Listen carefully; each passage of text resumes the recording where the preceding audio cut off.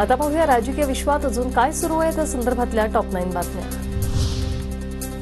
अजितदादास 1500 रुपये देत आहेत अशा आशयाखाली अजित पवारांच्या राष्ट्रवादीची जाहिरातीत मुख्यमंत्री लाडकी बहीण ऐवजी अजितदादांची लाडकी बहीण योजना असा उल्लेख। बदलापूर अत्याचार प्रकरणासह मालवण पुतळा दुर्घटनेतील आरोपी अद्याप फरार।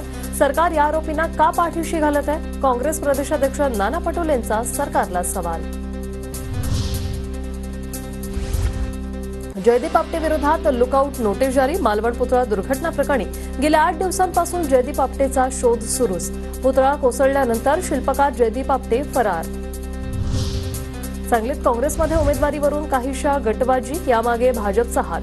काँग्रेसचे शहर जिल्हाध्यक्ष पृथ्वीराज पाटील यांचा आरोप। अंतर्गत गटबाजीला भाजप खतपाणी घालत असल्याची टीका।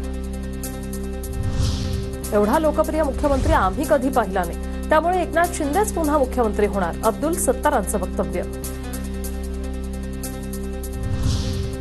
राजकारणात रंग बदलणारे सरपटणारे प्राणी आमदार चंद्रकांत पाटलांची नाव न घेता एकनाथ खडसेंवर टीका। स्वतःच्या स्वार्थासाठी राजकारण करत असल्याचा आरोप। कोल्हापुरातील केशवराव भोसले नाट्यगृहासाठी शरद पवारांकडून 1 कोटींचा निधी। कलाकारांची काळजी घेणारं नाट्यगृह उभं करा, पवारांचं आवाहन।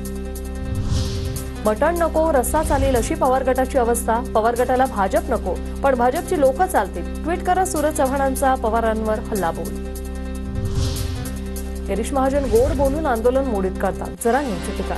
तर जामनेरमध्ये 1,36,000 मराठा बघतोच आता असं म्हणत जरांगेंचं महाजनांना आव्हान।